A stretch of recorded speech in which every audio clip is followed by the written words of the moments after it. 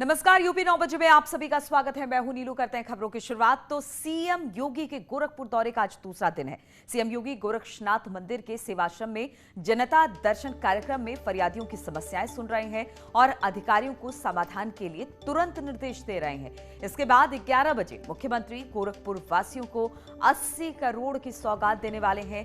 CM करीब 41 करोड़ की 75 योजनाओं का लोकार्पण करेंगे, जबकि करीब 40 करोड़ की 48 योजनाओं का शिलान्यास करेंगे। मुख्यमंत्री के एनेक्सी भवन में नवनिर्वाचित ब्लॉक प्रमुखों के साथ एक बैठक भी होगी, जिसमें विकास कार्यों पर चर्चा होगी। इससे पहले कल भी सीएम योगी ने कई विकास योजनाओं की सौगात दी थी। तो गोरखपुर में सीएम योगी है। आज सीएम योगी के दौरे का दूसरा दिन है और इस दौरान कहा यह जा रहा है कि बहुत सारी सौगातें गोरखपुर वासियों को मिलने वाली है। करीब 80 करोड़ की सौगात देंगे सीएम। करीब 41 करोड़ की 75 परियोजनाओं का लोकार्पण होगा, जबकि करीब 40 करोड़ की 48 योजनाओं का शिलान्यास सीएम करने वाले हैं। इसके अलावा मुख्यमंत्री के एनेक्सी भवन में नवनिर्वाचित ब्लॉक प्रमुखों के साथ एक बैठक भी होगी, जिसमें विकास कार्यों पर चर्चा होगी। इससे पहले कल की बात की जाए तो सीएम योगी ने कई विकास योजनाओं की सौगात दी थी और आज भी सीएम योगी का कई कार्यक्रम गोरखपुर में। तो सीएम जब गोरखपुर में होते हैं तो जनता दरबार लगाते हैं। जनता दरबार में लोगों की समस्याएं सुनी जाती हैं और आज भी सीएम योगी जनता दरबार में हैं और लोगों की समस्याएं सुनकर तुरंत अधिकारियों को निर्देश देते हैं कि समस्या का समाधान किया जाए। 11 बजे मुख्यमंत्री गोरखपुर वासियों को 80 करोड़ की सौगात देंगे, जिसमें बताया जा रहा है कि 41 करोड़ की 75 योजनाओं का लोकार्पण होगा, जबकि करीब 40 करोड़ की 48 योजनाओं का शिलान्यास होगा।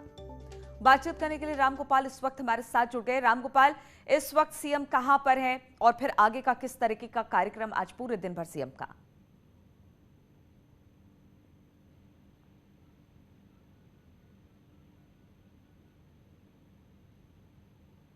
दरबार लगाया था और सैकड़ों फरियादियों की उन्होंने फरियाद सुनी।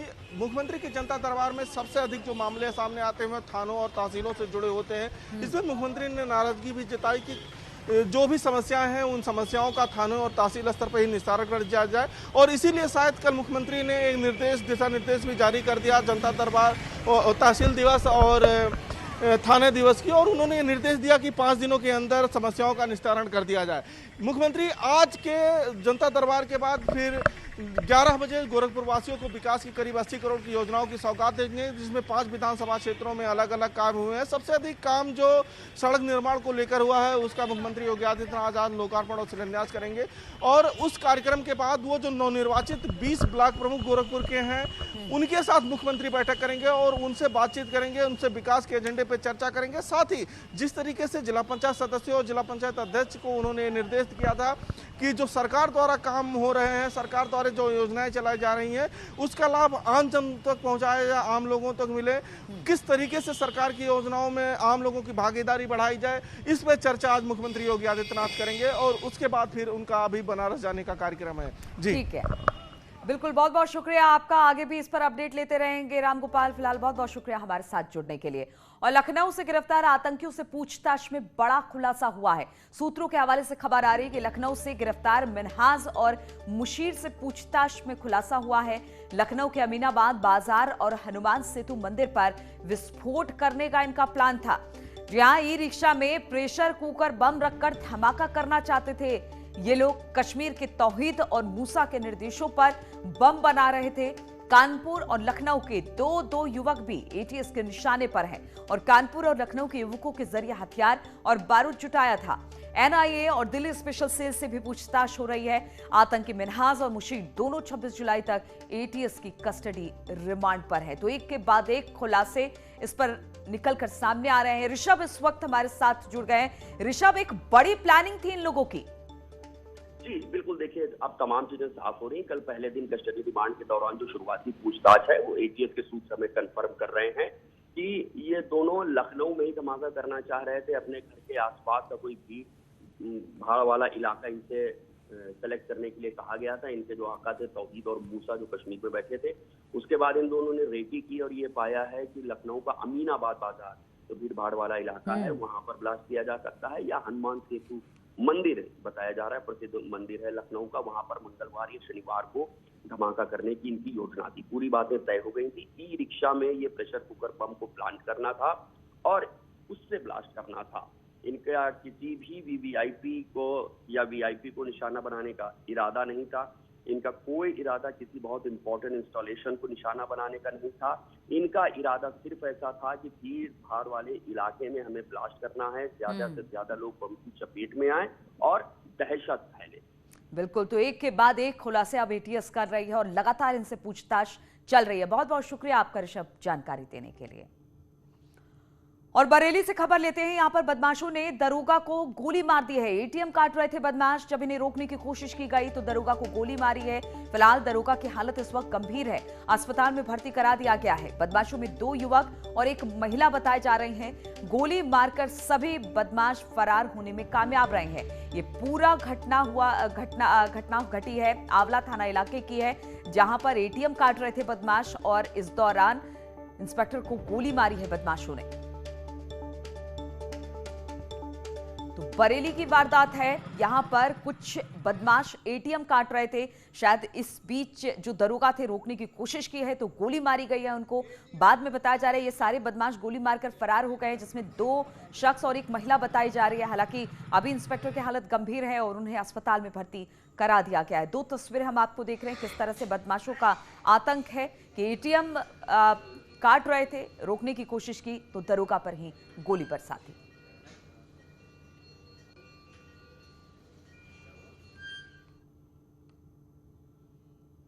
और इस वक्त एक बार फिर से रुक करते हैं गोरखपुर का, जहां पर सीएम योगी का जनता दरबार लगा हुआ है। तस्वीरें हम आपको दिखा रहे हैं गोरखपुर से। सीएम योगी जब भी गोरखपुर में होते हैं जनता दरबार उनका लगता है। लोग अपनी अपनी समस्याओं के साथ इनके पास पहुंचते हैं और फिर ये समस्याओं को सुनकर तुरंत अधिकारियों को इसके निदान के बारे में कहते हैं कि इस पर काम किया जाए। तो फरियादियों की सुन रहे हैं समस्याएं। सीएम योगी का जनता दरबार इस वक्त गोरखपुर से आप देख रहे हैं।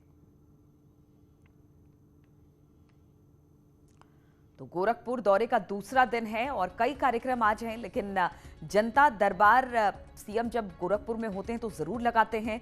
फरियादी भारी संख्या में इनके पास आते हैं अपनी अपनी फरियाद लेकर, अपनी अपनी गुहार लेकर, और सीएम योगी सबकी बात सुनकर अधिकारियों को तुरंत निर्देश देते हैं कि इनकी समस्याओं का समाधान किया जाए। आगे का कार्यक्रम सीएम योगी का आज कई है गोरखपुर में, कई सौगात गोरखपुर वासियों को दे रहे हैं, लेकिन उससे पहले गोरखपुर की जनता की जो समस्याएं हैं उसको भी सुनने का काम है सीएम योगी का, और वही करते दिखाई दे रहे हैं सीएम योगी इस वक्त। सीधी तस्वीरें गोरखपुर से।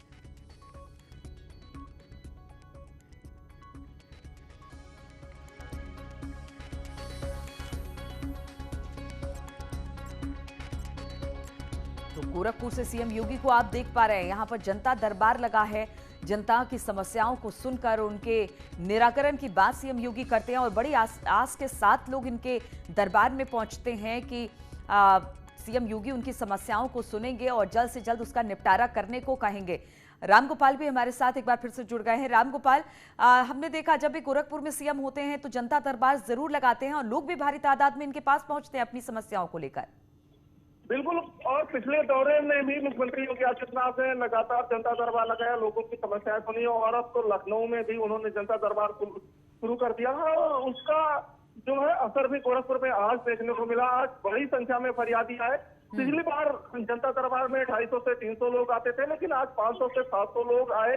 पूरा हिंदू सेवा आश्रम और उसके बाहर भीड़ लगी हुई थी, और जिसके बाद मुख्यमंत्री योगी आदित्यनाथ ने अधिकारियों को साफ दिशा निर्देश दिया, जो लोग भी यहाँ पे आ रहे हैं उनको न्याय मिलनी चाहिए, त्वरित न्याय मिलनी चाहिए, न्याय के नाम पे देरी नहीं होनी चाहिए।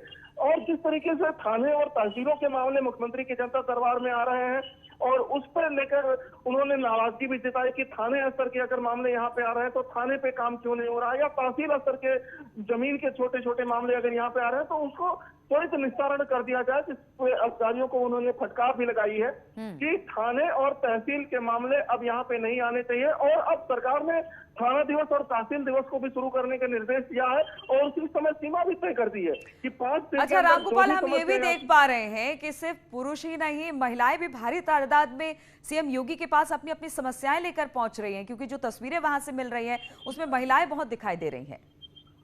जी बिल्कुल बिल्कुल, महिलाएं भी बड़ी संख्या में आती हैं क्योंकि, और ये जनता दरबार में, मुख्यमंत्री के जनता दरबार में शामिल होने के लिए लोग सुबह 4 बजे से ही वहां पे लाइन में लगा देते हैं कि जिससे उनका नंबर आ जाए और मुख्यमंत्री खुद उनकी समस्याओं को सुन ले। क्योंकि अगर मुख्यमंत्री नहीं सुनेंगे तो फिर उनके जो पीएस है या जो समस्याओं को सुनने के लिए जो अधिकारी नियुक्त किए गए हैं वो सुनेंगे। तो लोगों की ये कोशिश होती है कि जल्द से जल्द पहुंच जाए, और खास करके महिलाएं इस कारण आती है कि उनको जल्दी से उनकी सुनवाई हो जाती है, उनकी एंट्री जल्दी से हो जाती है, सुरक्षा जांच जल्दी से हो जाता है, तो फिर वो एंट्री पा जाती है और मुख्यमंत्री उन लोगों की समस्याओं को गंभीरता से सुनते भी हैं।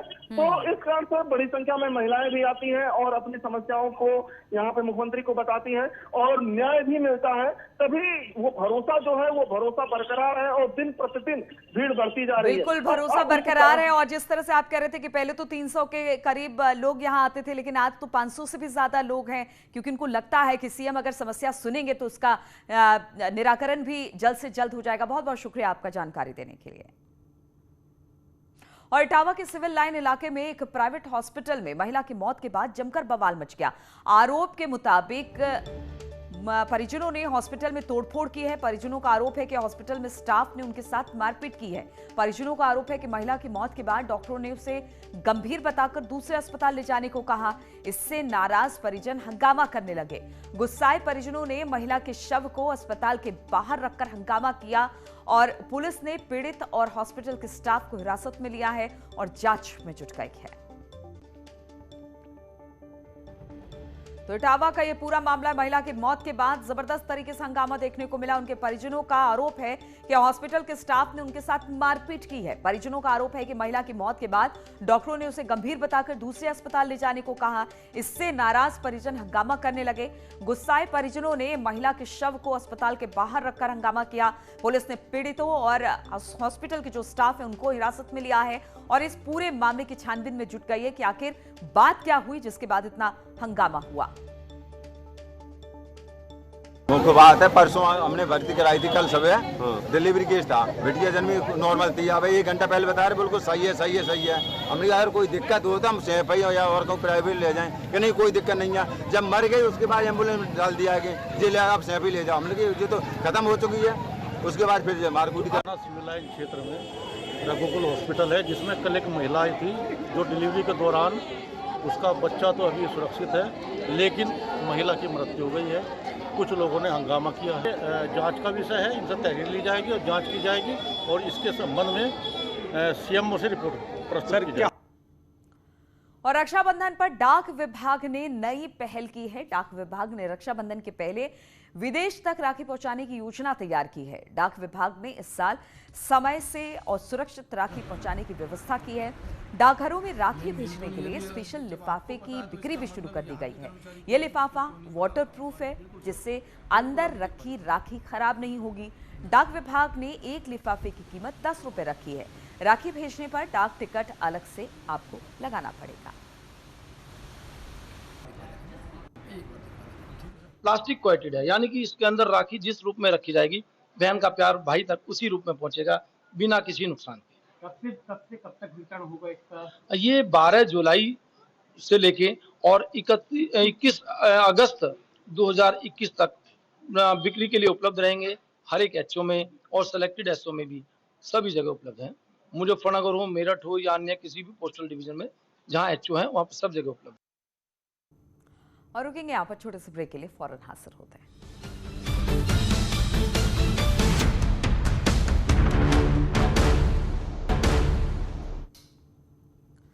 और ओलंपिक खिलाड़ियों से सीएम करेंगे संवाद। जी हां, मुख्यमंत्री बढ़ाएंगे खिलाड़ियों का हौसला। टोक्यो ओलंपिक जाने वाले खिलाड़ियों से बातचीत करेंगे मुख्यमंत्री। मेरठ के 5 खिलाड़ियों से भी वर्चुअल संवाद करने वाले हैं।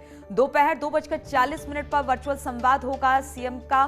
कल प्रधानमंत्री मोदी ने भी टोक्यो जाने वाले खिलाड़ियों से बातचीत की थी जो ओलंपिक में हिस्सा ले रहे हैं, और आज सीएम योगी भी बात करने वाले हैं। मेरठ के 5 खिलाड़ियों से वर्चुअल 2:40 पर आज सीएम संवाद करेंगे। तो इन्हीं खबरों के साथ इस बुलेटिन में फिलहाल इतना ही। रुकेंगे छोटे से ब्रेक के लिए, लेकिन ब्रेक के बाद भी लगातार खबरों का सिलसिला यहाँ जारी है।